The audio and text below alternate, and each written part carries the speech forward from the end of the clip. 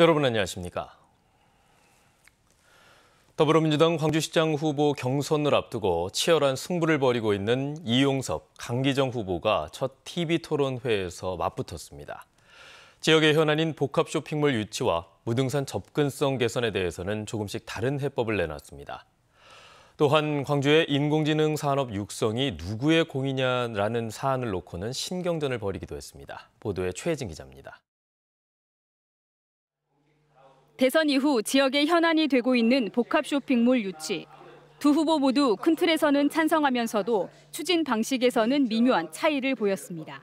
도심에 설치하는 거에 맞습니다. 대형 쇼핑몰은 도심 외곽에 가는 겁니다. 대기업 두 곳하고 임원하고 만났더니 많은 요구를 하고 있고, 그러나 여기에는 분명히 소상공인과 상생할 수 있는 방법이 있습니다. 대전환 추진위원회에서 각계각층의 의견을 듣고 있습니다. 찬반 여론이 맞서고 있는 무등산 접근성 개선에 대해서는 이용섭 후보는 공론화를 통한 환경 파괴 없는 개방, 강 후보는 군부대 이전 이후 군용도로 활용을 제시했습니다. 경제 분야 토론에서는 광주의 인공지능 산업 추진에 누구의 공이 더 큰지를 놓고 설전이 이어지기도 했습니다. AI도 아까 말씀드렸듯이 공약이야 제가 발표했지만 물론 시에서도 준비했지요. 그냥 다 증거와 기록이 남아 있어요. 1조를 신청했습니다. 근데 예산 당국에서 4천억으로 깎았어요. 정무수석께 6천억으로 올려주십시오 했는데 전혀 올라가지 않았습니다. 교육과 복지 분야에서 이 후보는 복지안전 부시장제 도입을, 강 후보는 시장이 교육의 컨트롤타워가 되겠다며 각자 공약을 내세웠습니다. 복지안전 부시장제를 도입해서 한 사람도 소외와 차별받지 않는 가사수당, 농민수당, 참여수당, 세수당을 제가 하겠다고 약속을 해버렸어요. 두 후보는 이번 주말부터 시작되는 경선을 앞두고 남은 두 차례 TV토론에서도 날선 공방을 이어갈 것으로 보입니다. KBS 뉴스 최진입니다. 국민의힘 주기환 광주시장 후보가 출마를 공식 선언했습니다. 주기환 후보는 어제 광주과학기술진흥원 앞에서 기자회견을 열고 윤석열 정부의 공약을 실현하고 일당 독점의 광주 정치를 바꾸기 위해 출마한다고 밝혔습니다. 주 예비 후보는 AI 대표도시 조성과 5.18 민주연구원 설립 등을 실현하기 위해 중앙정부의 지원을 이끌어낼 것이라며 윤석열 정부의 호남 대변인이 될 것을 강조했습니다. 광주지검 수사과장 출신인 주기환 후보는 최근 대통령직 인수위원회 전문위원회 발탁되면서 윤석열 당선인과의 오랜 인연이 알려졌습니다. 더불어민주당이 전남 지역의 시장 군수 경선 후보를 대부분 확정했습니다. 비리 혐의로 수사를 받고 있거나 재판 중인 현역 단체장에 대해서 엄정한 심사를 하겠다고 밝혔지만 현직 대부분은 경선에 오르게 됐습니다. 이성각 기자입니다. 유두석 장성군수, 김산 무안군수에 이어 강인규 나주시장이 민주당 공천에서 추가 배제됐습니다. 민주당 전남도당 공천관리위원회는 해남군수 후보로 명현관 현 군수를 단수 추천하고 추가 심사 중인 담양을 제외한 전남 20개 시군 단체장 공천 방식을 확정했습니다. 경선이 진행되는 20개 선거구 가운데 광양과 나주, 장성 등 6곳은 3인 경선, 목포와 고흥, 한평 등 9곳은 2인 경선으로 실시됩니다. 여수와 순천 등 5개 선거구는 1차에서 과반 득표가 없을 경우 2인 결선 투표를 실시하기로 했습니다. 비리 혐의로 수사를 받거나 재판 중인 현직 단체장의 탈락 여부가 최대 관심이었지만 강인규 나주시장만 컷오프됐습니다. 전남도당은 현직 4명에 대해 추가 정밀 검증을 벌였지만 대부분 생존한 겁니다. 때문에 과연 민주당의 개혁 공천 의지가 있느냐는 지적이 나오고 있고 또 공천 배제된 순천 노관규, 한평 이석형, 나주 강인규 예비 후보가 중앙당에 재심을 신청하는 등 강하게 반발하고 있습니다. 컷오프된 현역 단체장과 유력 후보들의 무소속 출마 가능성이 더 커지면서 민주당과 무소속 간 본선 맞대결이 어느 때보다 치열할 전망입니다. KBS 뉴스 이성각입니다. 더불어민주당 송갑석 광주시당 위원장이 광주구청장 후보를 전략 공천하는 일은 없을 것이라고 말했습니다. 송 위원장은 광주시의회에서 기자들과 만나 중앙당의 전략공천위원장이 광주도 전략공천을 해야 한다고 언급했지만 광주의 민심을 고려할 때 적절하지 않다는 의견을 전달했고 최종적으로 광주 기초단체장 후보는 전략 공천을 하지 않기로 했다며 이같이 설명했습니다. 송 위원장은 또 광역의회도 후보자가 2명 이상인 경우 무조건 경선을 할 방침이라고 말했습니다. 정의당 소속 전남 지역 입후보자들은 어제 기자회견을 열고 목포 시민들이 지난 30년 동안 오직 민주당만 지지해왔지만 목포시 의회는 성추행과 황제 접종, 땅 투기 등 부끄러운 행태가 계속됐다며 이번 6일 지방선거에서는 정의당을 지지해 줄 것을 호소했습니다. 입후보자들은 또 목포시장이 시민들의 판단을 무시하고 독선적인 행정으로 사막도 호텔 건립 등을 추진하고 있다며 반드시 선고로 심판해야 한다고 주장했습니다. 광주 화정 아이파크 붕괴 사고가 발생한 지 벌써 100일이 됐습니다. 공사 현장의 분위기는 바뀌었는지 나머지 뒷수습은 어디까지 왔는지 살펴봤습니다. 민소은 기자입니다. 새로 짓는 아파트가 무너진 사고. 사람들은 눈으로 보고도 믿지 못했습니다. 29일 만에 희생자 수습을 끝내고 속도를 낸 원인 조사. 무단 구조 설계 변경이 1차 원인이었지만 규정도 역할도 지키지 않은 총체적 부실이 드러났습니다. 국민적 우려가 크기 때문에 법령이 정하는 가장 엄정한 처벌을 할 계획으로 있습니다. 현산에 대한 영업정지 처분, 20명 입건에 6명 구속, 부실 시공 2회 적발 시 등록 말소, 사망사고 손배 책임 확대 등의 대책도 내놨습니다. 현장 분위기는 달라졌습니다. 중대재해 예방을 위해서 안전 수칙이든 작업 방식이든 규칙에 맞게 운영해야 된다고 생각하는 인식의 전환은 조금 있는 것이. 하지만 피해 수습은 더디기만 합니다. 인근 상가 80곳은 여전히 피해 보상 협상 중이고 남은 건축물에 대한 처리도 절충점을 찾지 못하고 있습니다. 사고 현장을 찾은 인수위는 조속한 사고 수습에 힘을 보태겠다고 밝혔습니다.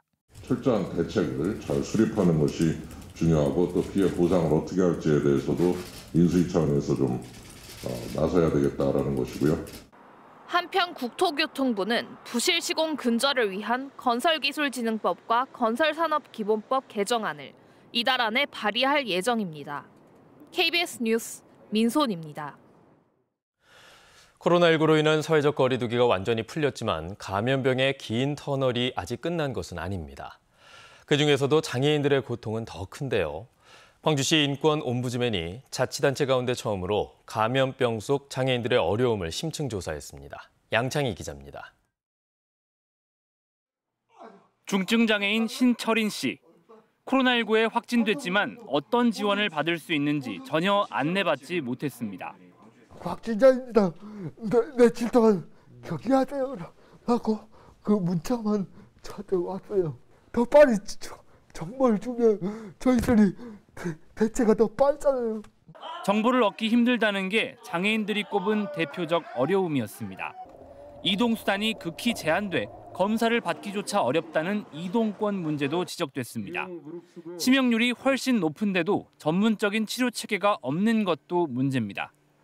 광주시 인권 옴부즈맨의 심층 면접 조사 결과입니다. 연구기관이 아닌 자치단체 조사로는 광주시가 처음입니다. 모든 시민은 질병에서 벗어날 자유가 있고 인간다운 생활을 할 수 있도록 보장받을 권리가 있다. 광주 인권 헌장에 담은 내용이 부끄럽지 않을 만한 장애인 감염병 정책을 만들어야 한다는 게 이 보고서의 결론입니다. 여러 가지 장애 유형들이 있는데 그분들이 이제 안고 있는 어려움들을 한꺼번에 해결하기가 참 어렵잖아요. 그래서 가능하면 이 통합지원센터 내지는 통합지원단의 형태로 광주시 인권 옴부즈맨은 장애인 건강권을 근본적으로 보장하려면 장애인의 건강검진률을 높이고 관련 조례도 필요하다고 강조했습니다. KBS 뉴스 양창입니다.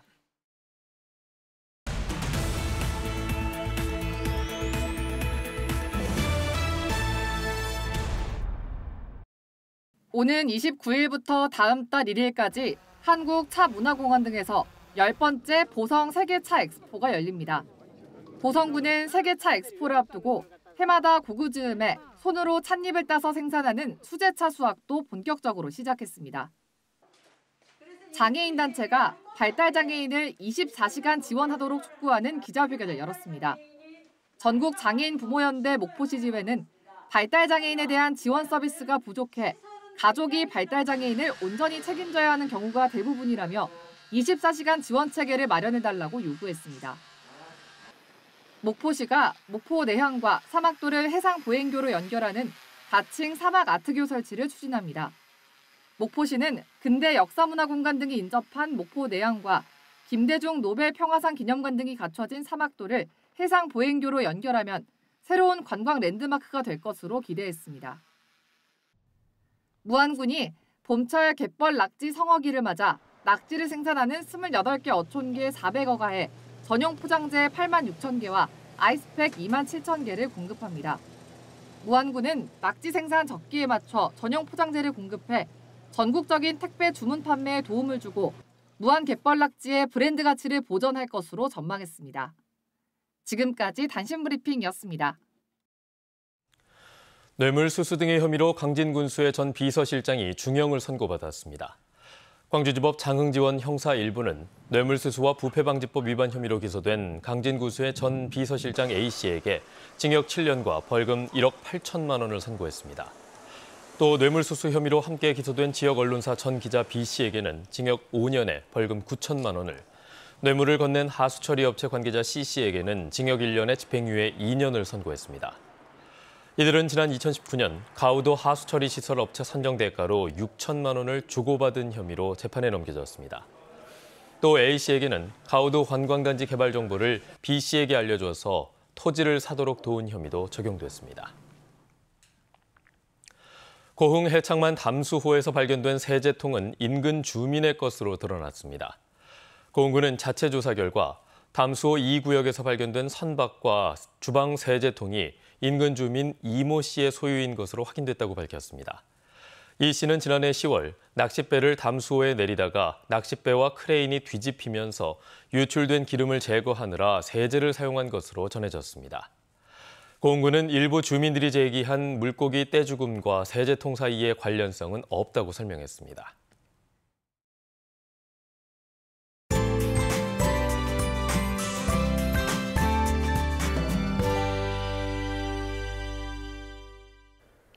오늘은 어느덧 봄의 마지막 절기 고구입니다. 봄비가 내려 곡식을 기름지게 한다는 절기 고구지만 오늘도 봄비 대신 맑고 건조한 날씨가 예상됩니다.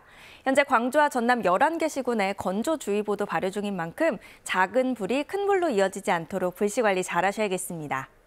맑은 하늘과 함께 낮 동안 따뜻한 햇살에 기온까지 쑥 오르겠습니다. 오늘 한낮 기온 광주가 25도, 화순과 광양 26도 등 어제만큼 따뜻하겠는데요. 다만 아직까지 아침에는 쌀쌀합니다. 크게 벌어지는 일교차에 감기 조심하셔야겠습니다.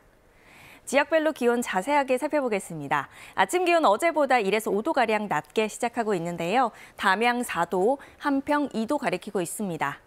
낮 기온은 어제와 비슷하겠습니다. 여수 22도, 구례 26도가 예상됩니다. 목포의 낮 최고 기온 20도, 해남 23도, 진도 21도로 포근하겠고요. 신안을 비롯한 도서 지역은 17도에서 21도가 예상됩니다. 바다의 물결은 전해상에서 비교적 잔잔하겠고요. 아침까지 서해상은 안개가 짙게 끼는 곳들 있겠습니다. 내일 오전부터 낮 사이에 동부 남해안 지역에는 5mm 미만의 비가 조금 내리겠고요. 주말에는 기온이 더 오르면서 초여름 날씨가 예상됩니다. 날씨였습니다. 뉴스를 마칩니다. 여러분 고맙습니다.